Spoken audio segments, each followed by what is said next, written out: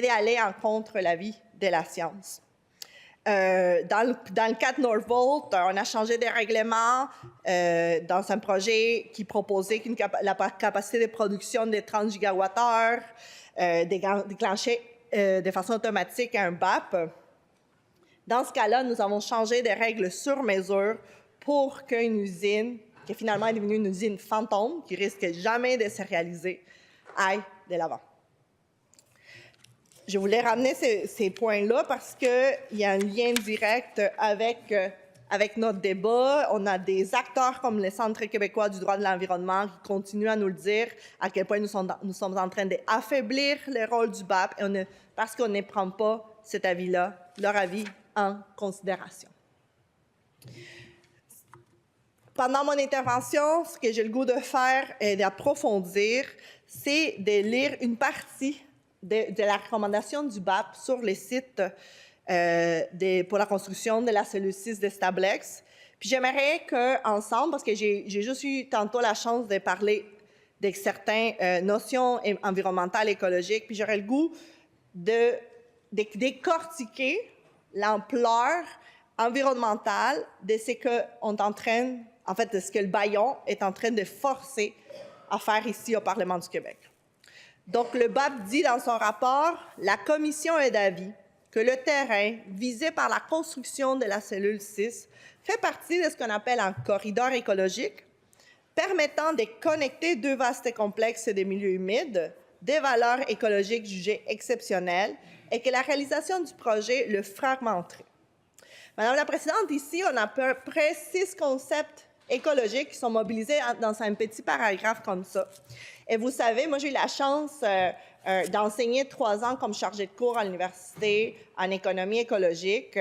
Et j'ai eu la chance d'être capable de transmettre puis de débattre ces concepts-là pendant mon doctorat également. Puis j'aimerais ça prendre le temps d'amener un peu plus de science dans ces débats et de passer chaque concept en résumé pour qu'on le vulgarise ici, parce que c'est ça l'effet environnemental d'une décision précipitée qu'on est en train de prendre ce soir.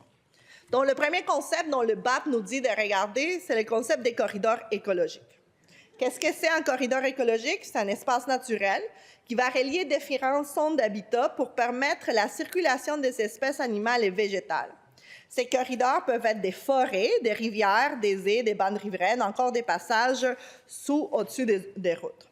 Dans le fond, c'est lorsque, on va le dire ça simple, dans le cas du site Eureka, que je vais montrer tantôt les études en valeur écosystémique, c'est lorsqu'on a une continuité d'un habitat pour permettre à des espèces de bouger d'un côté à l'autre. Et c'est une grande importance écologique. Premièrement, c'est le maintien de la biodiversité.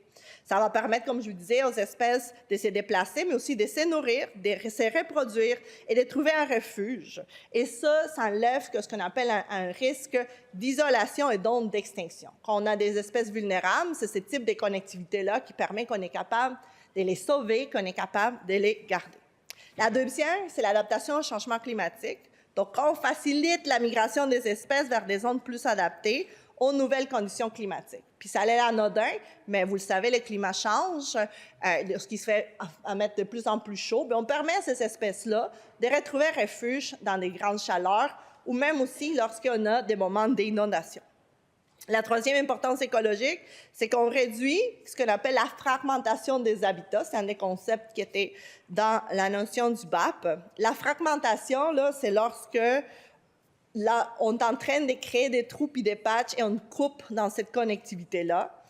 Et ça a l'air, vous dites, bon, ça fait quoi? Mais il faut limiter les effets négatifs parce que quand on crée des routes de ville ou un site d'enfouissement dans un lieu entouré des grandes valeurs écologiques, bien, on va isoler ces écosystèmes-là. Donc, on va isoler ces espèces. Donc, dans le fond, l'importance écologique de garder la connectivité, c'est chercher un équilibre des écosystèmes, favoriser la pollinisation, la dispersion des graines, par exemple, ou le contrôle naturel des populations d'animaux et de plantes.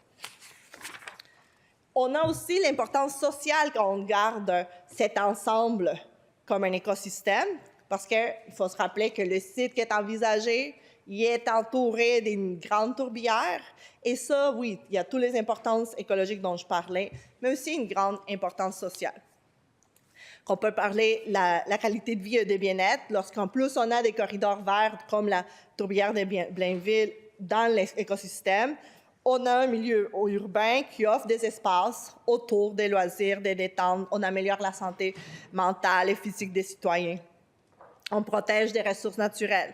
On réduit des conflits avec la faune. Et aussi, on a une éducation et une sensibilisation à l'environnement. Donc, c'est pour ça les corridors écologiques, c'est en fait, les concepts principaux que le BAP nous met de l'avant, sont essentiels pour que nos écosystèmes soient résilients, mais aussi nous comme communauté.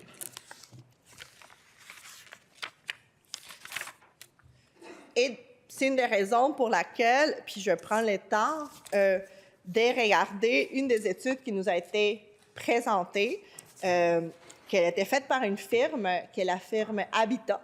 La firme Habitat, c'est une firme des consultants en environnement. Et donc, entre autres, il y a un des chercheurs qui est le docteur Jérôme Duprat, qui est le directeur général de la firme et qui est un expert en économie écologique. Moi, j'ai eu la chance de faire mon doctorat auprès de M. Duprat et aussi est accompagné avec d'autres chargés de projet qui sont des ingénieurs forestiers, des ingénieurs en sciences environnementales. Et ils ont fait l'évaluation basée sur les critères dont je vais vous parler. Donc, ce qu'eux ont fait, puis ils ont présenté ceci en commission parlementaire, fait que je vais quand même le réitérer, puis peut-être essayer de vulgariser certaines notions qui se trouvent. Ils ont eu le mandat d'évaluer ce qu'on appelle la valeur écologique du site Orica, qui est le site en question, qu'on essaie de céder, puis qu'on le comparait à d'autres sites. La méthodologie qu'on utilise, donc bien sûr, comme tout scientifique, on ne peut pas sortir ça de notre chapeau, il faut qu'on détermine des règles, une méthodologie. C'est avoir de ce qu'on appelle les indicateurs écologiques, je vais les nommer et les expliquer. On va aller voir les services écosystémiques, je vais les définir et les détailler. Et après, on va regarder, puis c'est ce qui est vraiment intéressant, de voir quelles sont les données disponibles pour faire ce type d'études et quelles données il nous manque au Québec pour arriver à ce type d'analyse. Donc, ils ont d'abord appliqué ce qu'on appelle les indicateurs forestiers sur le site d'Orica. Le premier, c'est le bois métropolitain d'intérêt. Donc, ils utilisent des images satellites pour regarder et comparer entre les sites le bois métropolitain sur ce qu'on appelle la canopée dense. La canopée, donc la canopée, c'est comment se trouvent les arbres, est-ce que c'est dense ou pas. Eux, ils arrivent à nous dire qu'il y a quand même une canopée qui est dense et diversifiée sur le site d'Orica. L'autre indicateur qu'on a regardé en termes forestiers, c'est comment ces canopées-là sont reliées avec l'ensemble de la tourbière de Blainville et comment ceci va créer ce que je vous expliquais tout à l'heure, cette connectivité dans l'espace et entre autres en ce qui concerne l'habitat des espèces. Ils ont utilisé également des indicateurs de milieux hydriques et humides. Donc, comment, dans ce site, qu'est-ce qui est enclavé? Qui est enclavé, en fait, dans une des plus grands complexes des milieux humides de la CMM. Puis, je veux réitérer ces points-là parce que dans la communauté métropolitaine de Montréal, donc dans la couronne de Montréal, autour de Montréal, c'est là où il nous manque le plus des milieux humides. Les milieux humides là, jouent un rôle régulateur fondamental dans la lutte contre les changements climatiques, en fait, dans l'adaptation au changement climatique. C'est un des milieux des biodiversités qu'il faut le plus protéger en ce moment. C'est ça qu'on perd le plus au Québec, ce sont des milieux humides. Et c'est ça qu'on entend à plusieurs reprises, on l'a entendu dans les nouvelles, on continue à remballer des milieux humides. Et malgré la loi qui est là, malgré la loi qui est présente, on continue à les détruire parce que, même s'il existe des compensations, parce que la loi est basée sur le principe des zéro perte nette, donc dans un quadrilatère, on ne devrait pas perdre le total des milieux humides. On donne des compensations, on demande aux entreprises, aux municipalités, etc., de créer un autre milieu humide. Bref, malgré ces dispositions-là, on encourage les compagnies à compenser et ces millions-là dorment encore dans les coffres de l'État. Donc, ça fait en sorte qu'en totalité, On perd des milieux humides, on perd du capital naturel à chaque année. Et le fait d'avoir un des plus grands complexes de milieux humides comme la tourbière de Blainville et que le site d'Orica se trouve enclavé là-dedans, de la CMM, ça lui donne une valeur écologique qui est, pour moi, supérieure parce que c'est là dont on a plus besoin de ce type de milieux. Le site Orica est connecté au réseau, comme je disais, des milieux humides d'intérêt métropolitain. Les milieux humides sont un type d'écosystème qui est dynamique. C'est un type d'écosystème qui change, bien sûr, mais qui apporte une grande valeur environnementale. Pardon.